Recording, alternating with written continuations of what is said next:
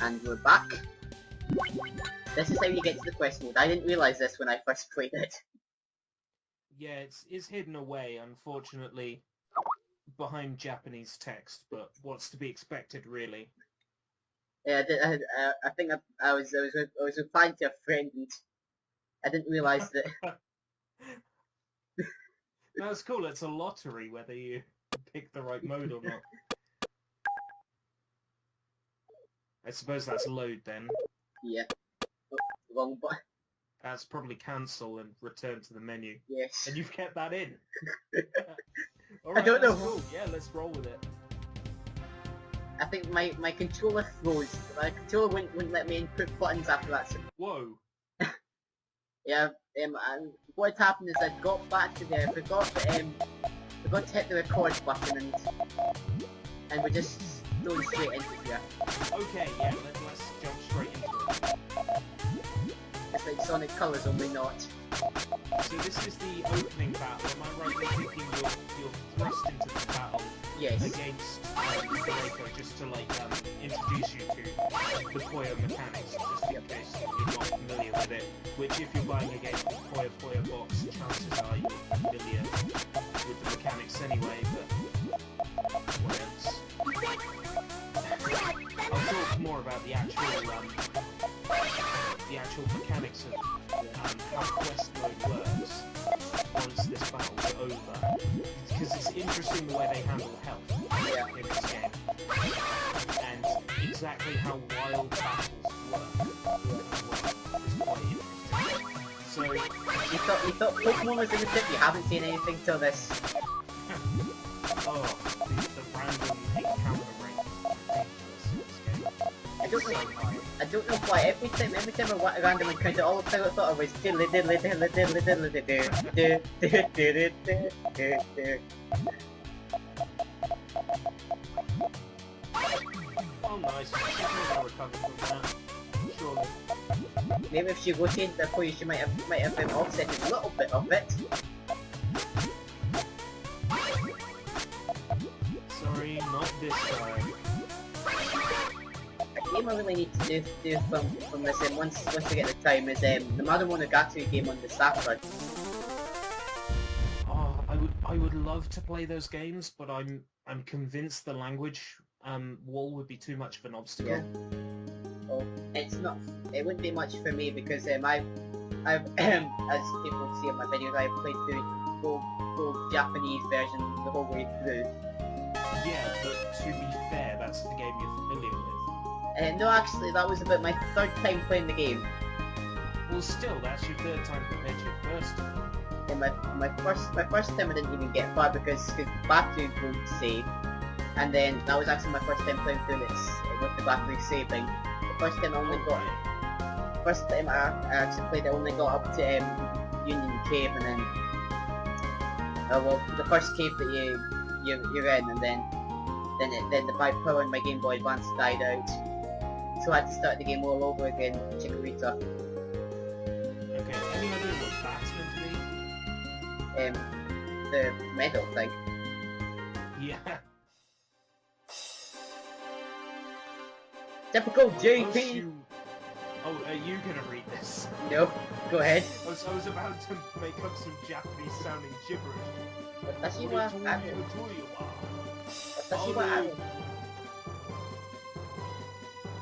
Ema.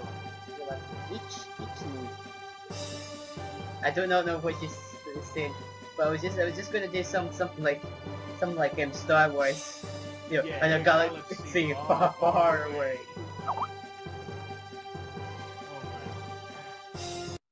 No, that's One thing that really confuses me about quest mode, as we're going to find once we get into our first wild battle, is that the game has beautiful orchestrated soundtrack. Yeah.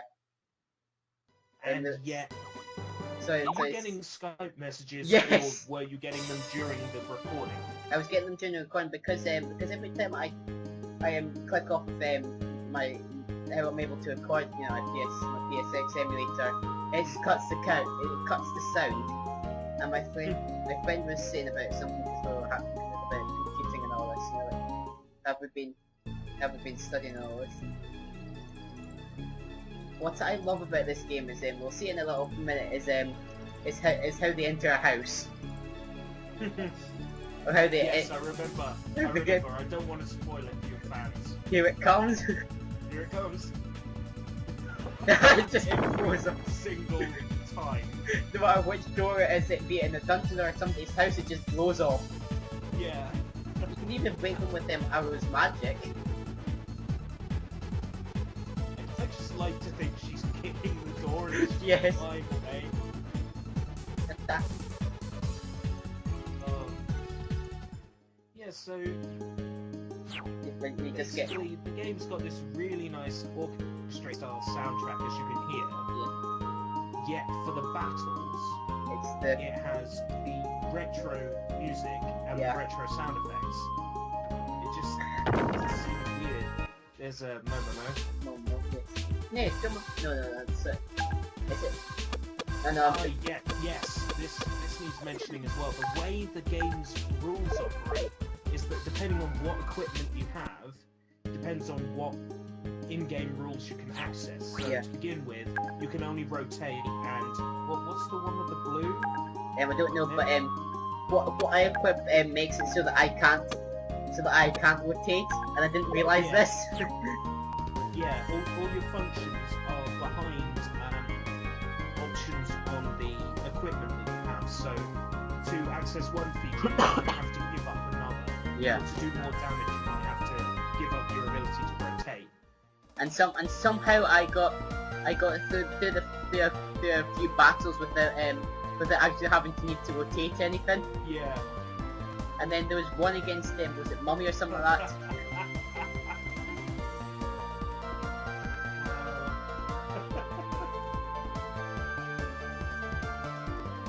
He is not gonna move, is he? Oh look, it's a Snorlax. That's what it is. It's a Snorlax. Yeah. Gonna need flute. So what? Get So what? Harpy to come along singing like. So what we're gonna do? When we defeat him, what we're gonna do is he gonna give a big yawn and head towards the mountains? Nope. I can just imagine now, because whenever I think of Snorlax, I think of Pokemon Snap. Yeah. I can just imagine Arley driving past in a small car with a camera and just turning to one side and seeing just a giant Shiso asleep. This is how my mind works. My mind operates in such a bizarre way.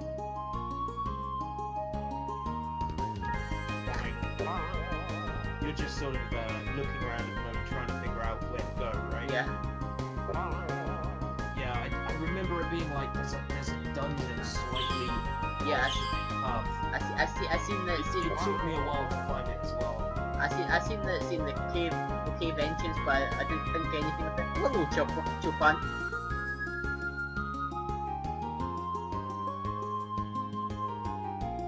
Random Japanese I do not know.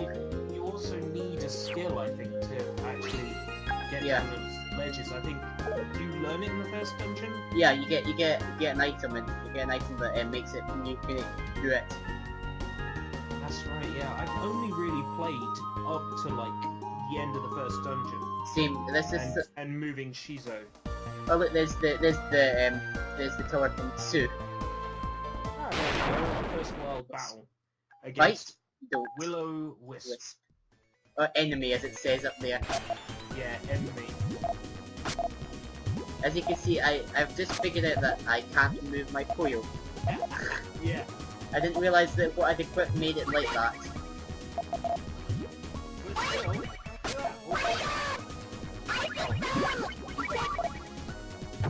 Well, if that nuisance didn't fall down.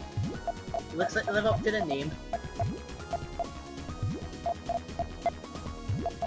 I mean, they wouldn't be called nuisance Puyo if, you know, they made you breakfast in bed and brought in the newspaper for you. They wouldn't be nuisance Puyo. So they have to be a paper.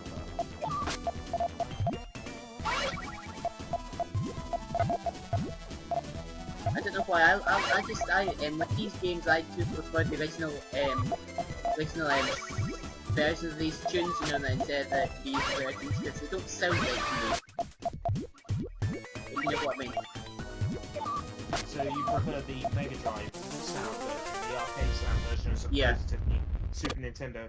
Yeah. Yeah, I found that when I was playing, you're going back to town. I'm in the Pokemon, because the recent RPG I was playing, I thought it was Pokemon. I was thinking, oh god, I gotta go back and heal. It's weird how the healing's done in this game as well. Because Oh no, I'm saving that spot. Shall I explain how the health system works? Yep, go ahead. The health system in this game is bizarre. As you can see, you've got a life bar at the top with a number of hearts.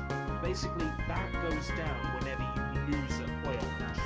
It doesn't matter whether it's a Puyo match against a boss who's extremely strong, or just a small minor enemy. Every time you lose, you just lose one heart. I can't remember exactly how you get the health back. I think it must be healing items. There is healing items because I had to use one at one point. Yeah. But generally that's how the health system works, so it isn't like an ordinary RPG in the case of attacks do a certain amount of damage to you, or you get chip damage through defending and things like that. It's just generally you're allowed to screw up this many times, no matter how tough the opponent. Also, I've only just remembered this, so it's worth pointing out, as you're playing, as the time is running out, your gold bonus, as you can see there it says gold times 10, it goes will down. Go down, gold 7.5. Depending on how quick you beat the opponent, it depends on how big the multiplier of the amount of gold you're going to earn is. So, for super quick money, once you're super strong, and you do lots of damage, you just fight the same weak opponents over and over again with quick money. But as you do chains, and depending on the level of your chain, that increases your experience. So if you pull off a 6-part chain, you're going to earn 2 times experience. So you have to balance between whether you beat the opponent quickly and to get lots of money for it, or whether you take your time and build a really good chain to gain experience instead. No, it's weird. It's weird how the Puyos first came into existence. They were just like the slimes from Dragon Quest. That's what they were. Yeah, I tried playing the original Mado Monogatari, and the first battle I got into was against the Puyo. Yeah. And I couldn't figure out the magic system. Yeah. I got Ale just standing there, like, moving up, down, left, right, and I couldn't figure out what was going on. Was that the one, the Mega Drive? Yeah, the Mega Drive one. Yeah, the same with me. Apparently they can start themselves up before, and it works like the gate, like the Puyo games, and then if there's 4 of them, they just explode.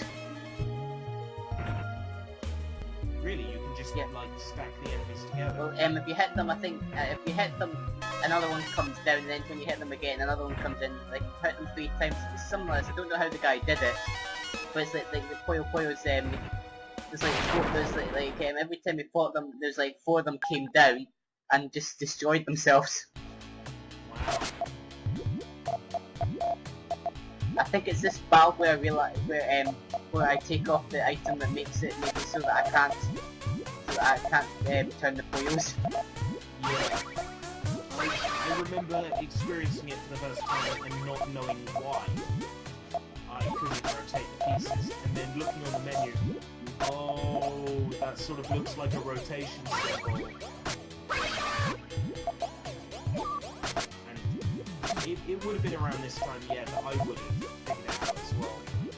If I recall correctly. It was definitely before the boss. Yeah. That I noticed.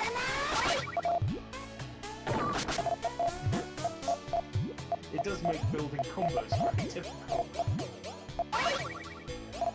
Because I came to this after playing the rally mode, so obviously this is kind of sort of like, wait a minute, I was able to rotate them last time, why can't I rotate them this time?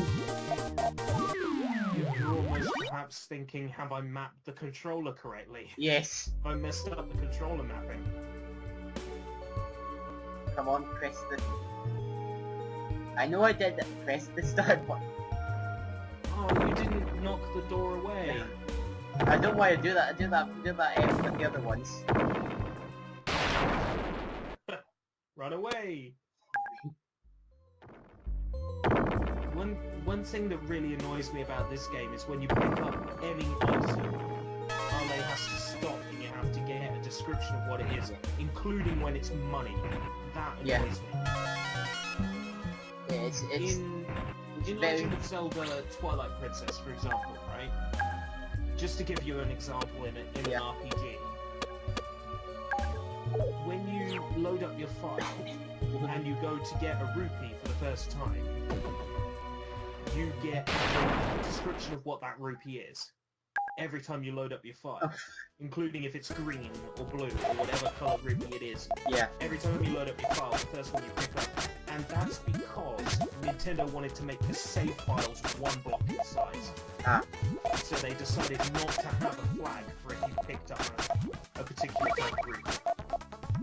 I would have much rather had that than my save file be gasp 2 blocks big.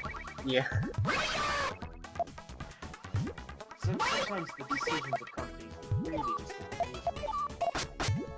Like, whose company's decision was it to make Minotaur Max Minotaur? Minotaurus Max Minotaur. I reckon there's some deep conspiracy going on with that version. Like, that it actually was Sega who made it. Because, like, they say, like, the ROM's listed as bootleg. Yeah. And that implies that, you know, it was an unofficial translation. But then again, an unofficial translation that got Satan's name as Dark Prince, and yet the official translation is Dark Prince. It makes you wonder, doesn't it? Just whether that translation was legit or not. I mean, it's legit apart from the Dark Kingdom or whatever it is it's talking about. Yeah. But I want to know if that was actually something someone at Sega made on the sly. Level up. Level up. Nice.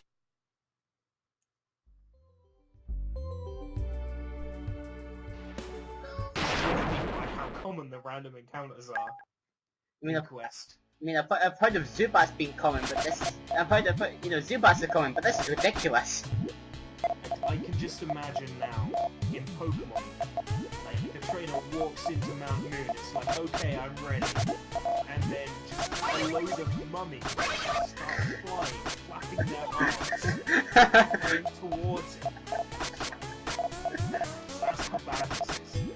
This is Zubat levels of bad. Zubat. I've seen this picture on the internet. I'm not sure if you've seen it or not, but this isn't them. It was Red. He was just walking into Mount Moon, and then he just gets the Zubat. Like all these Zubats just randomly come out of nowhere and just attack him. As he just still filled with the Zubats. Like all you can see is just the Zubats piled on top of him. They got it right in the animated series that the first Pokemon in the Mount Moon episode that you see is a Zubat. Yeah. They got it right. They knew the jokes before they were jokes.